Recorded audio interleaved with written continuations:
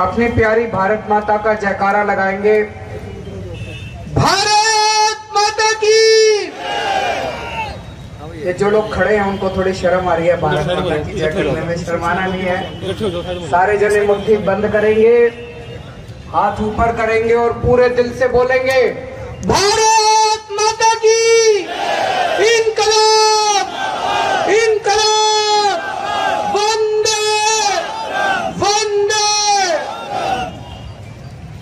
आज गांव-गांव से आए हुए, कैथल से, कोने कोने से आए हुए सभी भाइयों बहनों, माताओं, बुजुर्गों, बच्चों, आप सब लोगों को मेरा हाथ जोड़ के नमस्कार, सबको मेरा प्रणाम। दोस्तों, 4 साल पहले आप लोगों ने हरियाणा में खट्टर सरकार बनाई थी भाजपा की, और देश में मोदी सरकार बनाई थी भाजपा की। आज 4 साल के बाद मैं आप लोगों से सीधा सा प्रश्न पूछना चाहता हूं। जो लोग खट्टर सरकार से खुश हैं, जरा सा हाथ खड़ा कर दे भाई। खट्टर सरकार बड़ा अच्छा काम कर रही है। 2 आदमियों ने करे, वो भी नीचे कर लिए। जो लोग खट्टर सरकार से दुखी हैं, जरा हाथ खड़े कर दे। जो दुखी है, ये कैमरे वाले जरा दिखा दो भैया। कल फोटो छाप देना अखबार में कितने लोग दुखी हैं। दोस्तों, 4 साल पहले आप लोगों ने खट्टर साहब की सरकार बनाई थी। क्यों बनाई थी?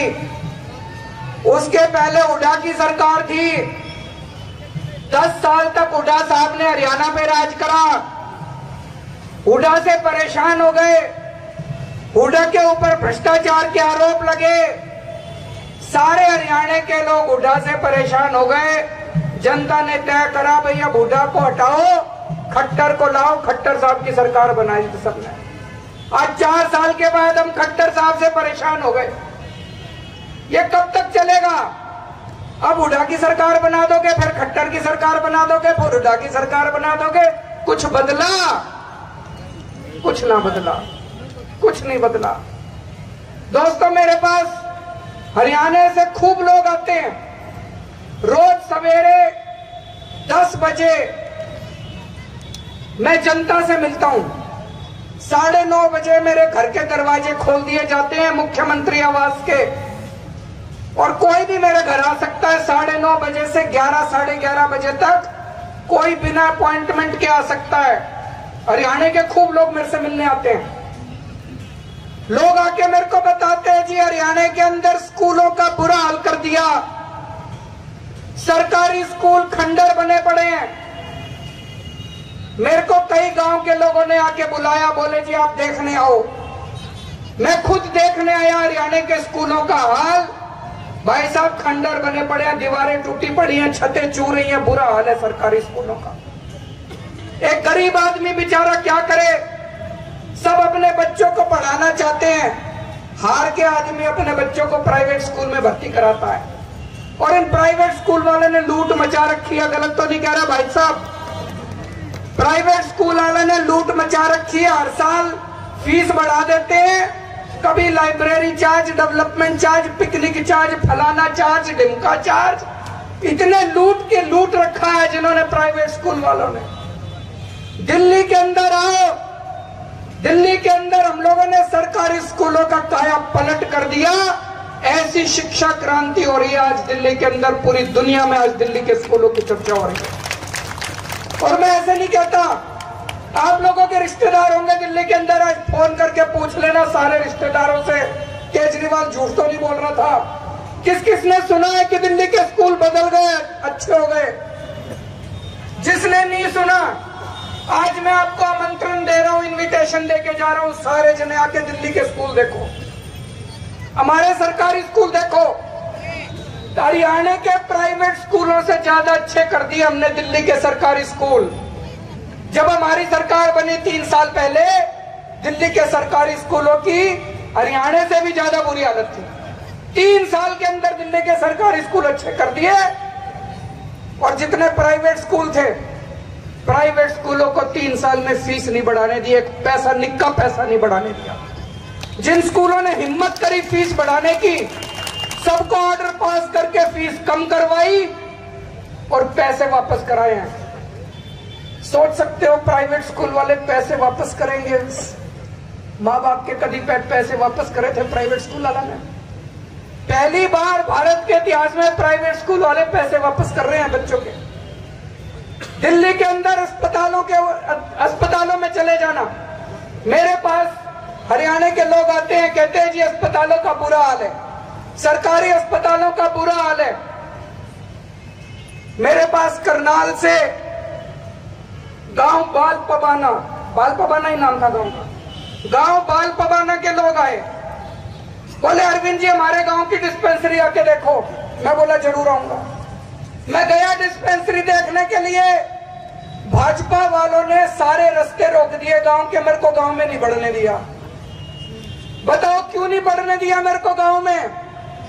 क्या जरूरत थी मेरे को रोकने की? दिल्ली का मुख्यमंत्री हरियाणा की एक डिस्पेंसरी देखने नहीं आ सकता जी? ये तो गांव के लोगों का अपमान है, हरियाणा के लोगों का अपमान है। आप मेरे को अगर अपने घर बुलाओ और कोई अगर आपके घर नहीं आने दे तो ये तो आपका अपमान है। मेरे को रोक दिया, मेरे को डिस्पेंसरी नहीं देखने दी। क्यों नहीं देखने दी? डिस्पेंसरी का बुरा हाल हुआ पड़ा था, टूटी पड़ी थी सारी डिस्पेंसरी, गायें चल रही थी डिस्पेंसरी के अंदर, कोई मरीज नहीं था डिस्पेंसरी में, कोई डॉक्टर नहीं था, कोई दवाई नहीं थी, कोई मशीन नहीं थी। पूरे हरियाणा के अंदर डिस्पेंसरियों का बुरा हाल हो रहा है, सरकारी अस्पतालों का बुरा हाल हो रहा है।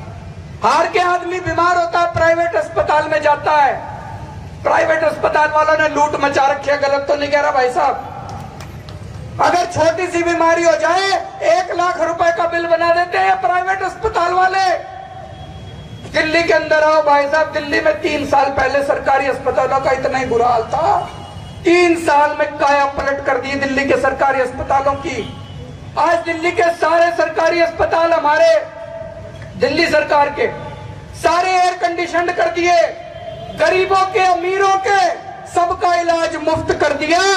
भगवान ना करे कोई बीमार हो, लेकिन अगर दिल्ली का कोई आदमी बीमार होता है उसको चिंता करने की जरूरत नहीं है। 10 लाख रुपए का ऑपरेशन भी फ्री में होता है दिल्ली सरकार के अस्पताल।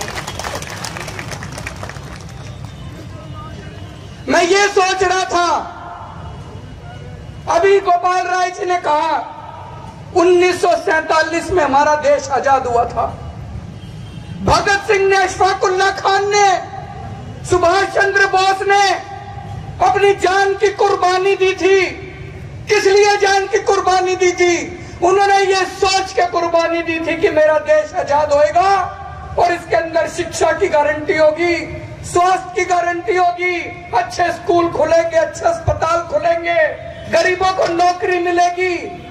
इसलिए उन्होंने अपनी कुर्बानी दी थी। दोस्तों, अंग्रेजों को भगाना तो एक चीज थी, लेकिन उन्होंने ये सपने में भी नहीं सोचा था कि ये गोरे अंग्रेज जाएंगे और ये काले अंग्रेज आके हमारे देश को लूटेंगे।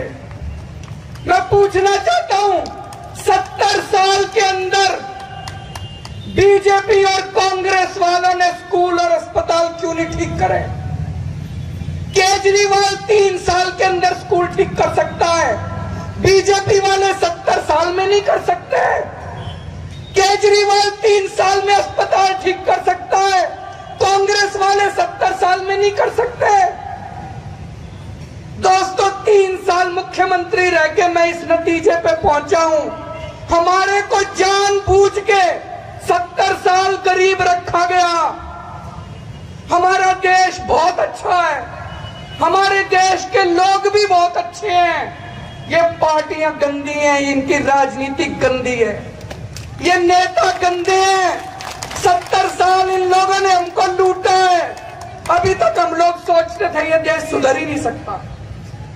अन्ना आंदोलन के टाइम में हम लोगों ने लाठियां खाई हैं। आम आदमी हूं आपकी तरह, इसलिए एक आम आदमी के दुख को समझता हूं, एक आम परिवार के दुख को समझता हूं। एक घर कैसे चलता है, एक गरीब आदमी अपनी तनख्वाह में कैसे गुजारा करता है, घर में बच्चों को कैसे पढ़ाते हैं, कोई बीमार हो जाए अस्पताल ले जाओ, सारी जमा पूंजी खत्म हो जाती है। अन्ना आंदोलन में हिस्सा लिया था, अन्ना आंदोलन में डंडे खाए, पुलिस ने हमारे ऊपर गोलियां चलाई, जेल गए, वहां से हमारी पार्टी बनी है दोस्तों। आम आदमी पार्टी पार्टी नहीं है, आंदोलन है, क्रांति है, आजादी की दूसरी लड़ाई है दोस्तों।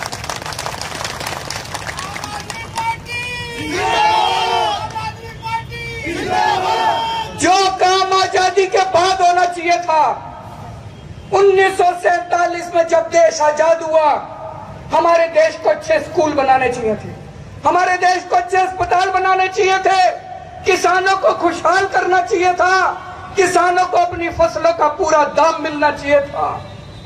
जो काम 70 साल में होना चाहिए था, अब वो दिल्ली के अंदर होने चालू हुआ है दोस्तों।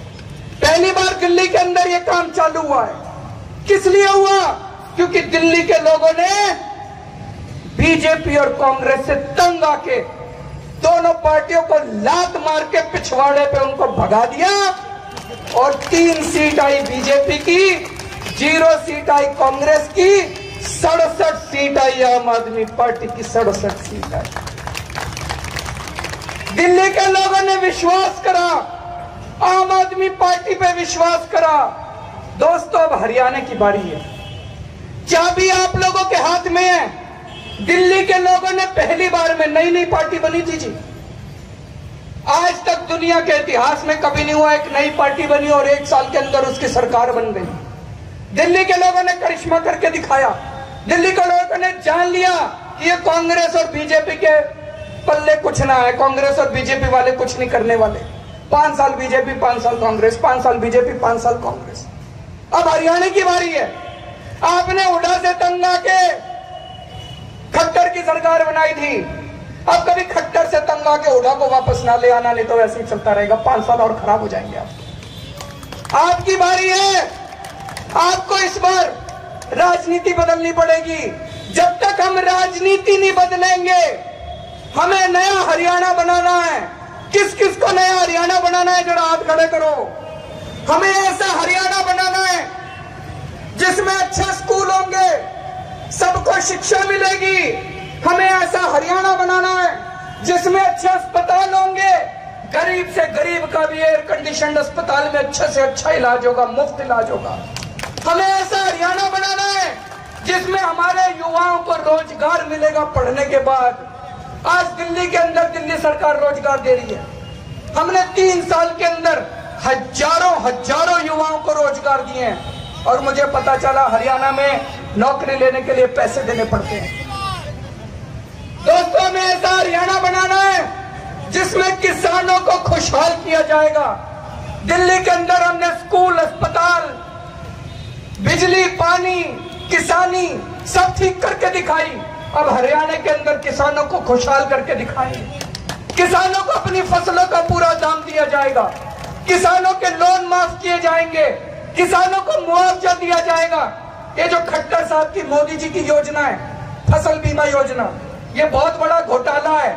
हजारों करोड़ रुपए बड़ी बड़ी इंश्योरेंस कंपनियों को दे रहे हैं, लेकिन आप क्लेम लेने के लिए जाओ, ठन गोपाल कोई पैसे नहीं देती है इंश्योरेंस कंपनियां।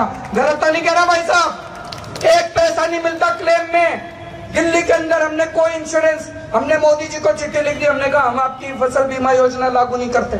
हमने अपनी योजना बनाई है, मुआवजा योजना, किसान मुआवजा योजना। जैसे ही किसान की फसल बर्बाद होती है, ये लोग इंश्योरेंस में कहते हैं गांव के अंदर 70% गांव की फसल बर्बाद होगी तो क्लेम मिलेगा। हमने योजना बनाई है, गांव के अंदर एक भी किसान की फसल बर्बाद होगी तो मुआवजा मिलेगा। हमने 20,000 रुपए किले मुआवजा तय कर दिया। 3 महीने फसल बर्बाद होने के 3 महीने के अंदर चेक किसान के घर पहुंच जाता है, 20,000 रुपए किले के हिसाब से। हरियाणा के अंदर भी अपने को किसानों के लिए मुआवजा योजना लेके आनी है दोस्तों। आज मैं हरियाणा के युवाओं से अपील करना चाहता हूं, सारे युवाओं से अपील करना चाहता हूं, जैसे भगत सिंह ने, अशफाक उल्लाह खान ने, सुभाष चंद्र बोस ने कुर्बानी दी थी, आपको अब कुर्बानी देने की जरूरत नहीं है। सारे जने आम आदमी पार्टी में शामिल हो, आजादी की इस दूसरी लड़ाई में शामिल हो। अपने को जैसे आपने दिल्ली अच्छी बनाई है, अब नया हरियाणा बनाना है और हरियाणा के बाद नया भारत बनाना है दोस्तों, सबको मिलकर बनाना है। मेरी सबसे बड़ी ताकत युवा है। युवाओं ने मिलकर दिल्ली को बदला था, अब सारे युवा मिलकर हरियाणा को बदलेंगे दोस्तों, हम सब मिलकर हरियाणा को बदलेंगे। थोड़ी बहुत कुर्बानी देनी पड़ेगी, टाइम देना पड़ेगा, पैसा लगाना पड़ेगा। केजरीवाल के पास पैसे नहीं है। आज मैं 3 साल से दिल्ली का मुख्यमंत्री हूं, 2 लाख करोड़ रुपए खर्च कर चुके 3 साल में दिल्ली में। अगर मैं भ्रष्ट होता, मैं सारे ठेकेदारों को कह देता, सारे जने 1-1% पार्टी फंड में जमा कराओ। एक पैसा नहीं कमाया मैंने, एक निक्का पैसा नहीं कमाया मैंने। नरेंद्र मोदी जी ने मेरे ऊपर सीबीआई की रेड करा दी, उनको 4 मफलर मिले, मेरे घर में कुछ नहीं मिला। मोदी जी ने मेरी सारी फाइलों की जांच करा ली, उनको लगा केजरीवाल के खिलाफ कुछ तो मिल जाए, कुछ नहीं मिला। मोदी जी ने मेरे ऊपर पुलिस की रेड करा दी, कुछ नहीं मिला दोस्तों। पिछले 2 साल के अंदर मेरे ऊपर 4 बार हमले हो चुके हैं, 4 बार मेरे ऊपर जानलेवा हमले हो चुके। अभी थोड़े दिन पहले आपने अखबार में पढ़ा होगा, मैं अपने दफ्तर के बाहर निकला और किसी ने मेरे आंखों के अंदर मिर्ची का पाउडर फेंक दिया। कभी सुना था मुख्यमंत्री की सुरक्षा इतनी कमजोर हो सकती है कि 2 साल में 4 बार हमले हो? ये सारे हमले बीजेपी वाले करा रहे हैं। वो मुझे मारना चाहते हैं, वो चाहते हैं केजरीवाल, क्योंकि अब चारों तरफ चर्चा हो रही है, दिल्ली के स्कूल अच्छे हो गए, दिल्ली के अस्पताल अच्छे हो गए, दिल्ली की शिक्षा अच्छी हो गई, दिल्ली की बिजली सस्ती हो गई। 1 रुपए यूनिट बिजली दे रहे हम दिल्ली में, 1 रुपए यूनिट, दिल्ली की बिजली सस्ती हो गई, दिल्ली में पानी बड़ा अच्छा हो गया। चारों तरफ चर्चा हो रही है, तो लोग बीजेपी वालों से, कांग्रेस वालों से पूछते हैं, भाई केजरीवाल ने कर दिया, तुमने क्यों नहीं करा 70 साल में? तो वो कहते हैं केजरीवाल को ही खत्म कर दो। दोस्तों, मेरे को अपनी जान की परवाह नहीं है। मेरे को पता है मेरी जिंदगी बड़ी छोटी है, लेकिन मेरी जिंदगी जितनी भी है, जब तक जिंदा हूं मेरी एक-एक सांस इस देश के लिए है, और जिस दिन मरूंगा मेरा खून का, मेरे शरीर का एक-एक खून का कतरा इस देश के लिए। आप लोगों से निवेदन है, ऊपर वाले की कृपा से एक क्रांति शुरू हुई है देश के अंदर, सारे जने मिल जाओ। मेरे पास चुनाव लड़ने को पैसा नहीं है, मेरे पास एक निक्का धेला नहीं है, ये चुनाव आपको लड़ना पड़ेगा। ये चुनाव नहीं, आने वाला चुनाव हरियाणा का क्रांति होने वाला है। आपको लड़ना पड़ेगा ये चुनाव, आप सबको मिलकर लड़ना पड़ेगा। केजरीवाल के लिए मत लड़ना, केजरीवाल पे एहसान मत करना, अपने बच्चों के भविष्य के लिए लड़ना। ये मत कर देना एक बार खट्टर एक बार उड़ा, एक बार खट्टर एक बार उड़ा। एक गांव में मैंने देखा, एक बीजेपी वाले आजकल प्रचार कर रहे हैं गांव गांव में। एक बीजेपी वाले गए गांव में, बोले अरे केजरीवाल को तो केजरीवाल का ही कुछ ना है, अगली बार देखेंगे। तो वो गांव वाला बोला अगली बार क्यों देखेंगे, दिल्ली वालों ने जब इसी बार देख लिया, हम भी इसी बार देखेंगे। हम अपने 5 साल क्यों खराब करा? 5 साल में हमारे स्कूल अस्पताल सारे नो ही खराब पड़े रहेंगे। हम अपने 5 साल क्यों खराब करा? हम भी इसी बार केजरीवाल ने वोट देवांगे, सारे जने मिलकर केजरीवाल ने वोट देंगे। चाबी आपके हाथ में है दोस्तों। मैं तो आपसे इस देश की भविष्य की भीख मांगने आया हूं। 3 साल दिल्ली का मुख्यमंत्री रहा हूं, 3 साल में मैं इस नतीजे पे पहुंचा हूं कि 70 साल के अंदर हमारे साथ धोखा हुआ है, हमको जानबूझ के गरीब रखा गया है। 3 साल के अंदर हम दिल्ली बदल सकते हैं, तो 5 साल के अंदर इस देश को भी बदल सकते हैं, इस देश को नंबर 1 कर सकते हैं। भारत माता की